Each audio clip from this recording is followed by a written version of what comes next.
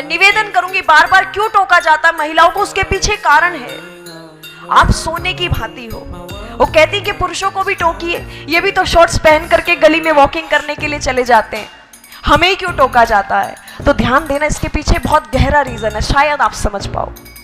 पुरुष एक लोहे की भांति है, लोहे से तुलना की गई है पुरुष की, लेकिन महिला एक हीरे की भांति है, एक गोल्ड की भांति है, सोने की भांति है। आपने देखा होगा, आप यहां से बाहर निकलेंगे, लोहा आपको कहीं भी पड़ा मिल जाएगा।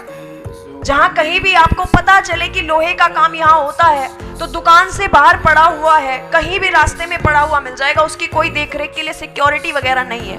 लेकिन जब आप कोई ज्वेलरी खरीदने के लिए जाते हो, गोल्ड और डायमंड की, तब भी यही स्थिति होती है क्या?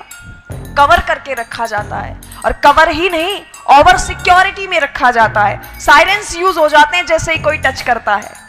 लेकिन यहां स्थिति विपरीत आई, आप सोने की भांति हो। और मुझे समझ नहीं आता कि हमें छोटे ड्रेसेस पहनने में ही क्यों स्वतंत्रता चाहिए? हमें पढ़ने के लिए स्वतंत्रता क्यों नहीं चाहिए? हमें बाहर निकलने के लिए स्वतंत्रता क्यों नहीं चाहिए? हमें कुछ अचीवमेंट्स लेने के लिए स्वतंत्रता क्यों नहीं चाहिए? क्या छोटे कपड़े पहनने से ही स्वतंत्रता मिलेगी हमें?